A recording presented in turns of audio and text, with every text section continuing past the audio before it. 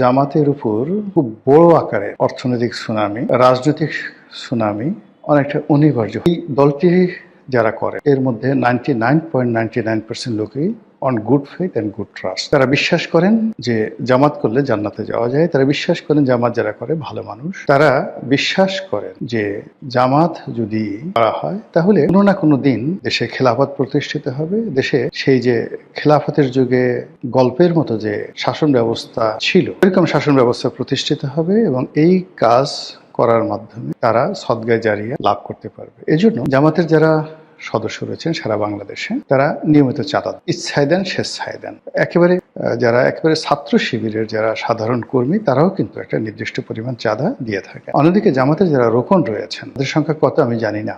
এই রোকনরা তাদের যে বাৎসরিক আয় সেই বাৎসরিক আয়ের একটা বিরাট অংশ স্বেচ্ছায়, কখনো 5%, কখনো 10%, এমনকি 20% শোনা কথা আমি জানি না, তারা জামাতের ফান্ডে জমা দেন। এবং এদের সংখ্যা যদি 2 কোটি হয় তাহলে কি পরিমাণ হয়, এবং এই কাজগুলো তারা খুব সততার সঙ্গে করেন। তো জামাতের যে ফান্ড, তারা যে নর্মাল চাঁদা নেন, রোকনদের আয়ের একটা ইনকাম রয়েছে, সেই ইনকাম নেন। এই ফান্ডের বাইরে তারা অনেকগুলো ব্যবসা প্রতিষ্ঠান পরিচালনা করেন সমবায়ের ভিত্তিতে, তারপর প্রাতিষ্ঠানিকভাবে, এবং অনেকগুলো প্রতিষ্ঠান যেমন ইসলামী ব্যাংকের মতো প্রতিষ্ঠান, তারপর ইসলামী ব্যাংক, হাসপাতাল, ইবনে সিনার মতো প্রতিষ্ঠান, এগুলো রীতিমতো যাকে বলে একটা ট্রাস্টের মতো অবস্থা তৈরি হয়ে গেছে। এবং এখান থেকে বিভিন্নভাবে বিভিন্ন ওসিলাতে জামাতের যে ফান্ডিংটা হয় সেই ফান্ডের পরিমাণ কত আমরা জানি। তবে একথা সত্য যে জামাতের জেলা পর্যায়ে, উপজেলা পর্যায়ের যে নেতৃত্ব রয়েছে তারা নিয়মিত জামাত থেকে মাসোহারা পান, এবং এটা যেন তেন মাসোহারা নয়। একজন মানুষ যেন সমাজে সম্মান সহকারে, মর্যাদা সহকারে ভালোভাবে বসবাস করতে পারেন, এজন্য জামাত থেকে তাদেরকে টাকা দেয়। ফলে তারা নির্ভর হয়ে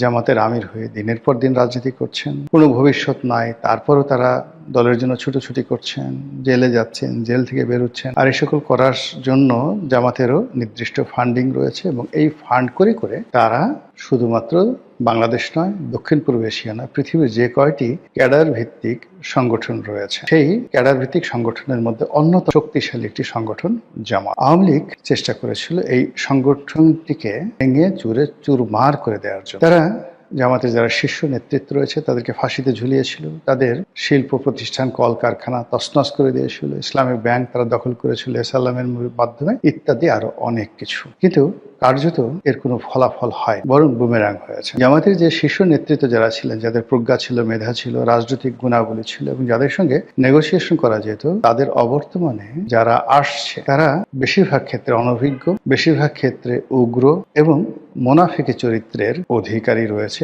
অনেকে। আর এদের যে ব্যক্তিগত সততা, এটা আগের জমানার জামাতি নেতাদের মতো নয়। ফলে জামাত ইটসেলফ এখন নিজেদের জন্য একটা সমস্যা, রাষ্ট্রের জন্য সমস্যা, এবং সকলের জন্য সমস্যা। এবং গত 17 মাসে আমরা তাদের যে কর্মকাণ্ড দেখেছি, গত 17 মাসে তাদের যে দাপট দেখেছি, গত 17 মাসে তারা যে কাজগুলো করতে চেয়েছে সেই কাজগুলো যেভাবে তারা করার চেষ্টা করেছে, এখন সবকিছু তাদের জন্য বুমেরাং হয়েছে। তারা মনে করেছিল যে এভাবে অনন্তকাল তারা যাবে, তারা মনে করেছিল তারাই রাষ্ট্র ক্ষমতায় আসবে, তারা মনে করেছিল যে তাদের অনুমতি ছাড়া, তাদের সাহায্য ছাড়া, তাদের সহানুভূতি ছাড়া এই বাংলাদেশে অন্য কেউ রাজনীতি করতে পারবে। ফলে তাদের মধ্যে অনেকটা বাদশাহ হারুন আর রশিদ, খলিফা আল মনসুর, খলিফা হাদি, কিংবা আব্বাসী খেলাফতের প্রতিষ্ঠাতা আবুল আব্বাস আস-সাফা, কিংবা উমাইয়াদের সেই বিখ্যাত খলিফা আল ওয়ালিদ, হাজ্জাজ বিন ইউসুফ, এরকম একটা ভাবসাব তাদের মধ্যে চলে এসেছিল। এই সময়টিতে তারা বন্ধুকে বন্ধু মনে করেনি, শত্রুকে শত্রু মনে করেনি। তারা মনে করেছে নজরুলের সেই বিদ্রোহী কবিতার মতো, যখন যা ইচ্ছা এই কাজ করে তারা এসা আলমকে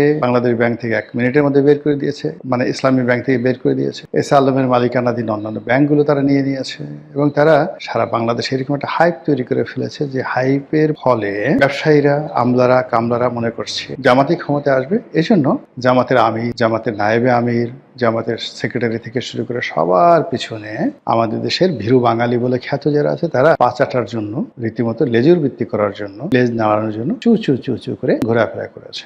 যাই হোক, সময়ের বিবর্তনে জামাতের plan A, B, C fail.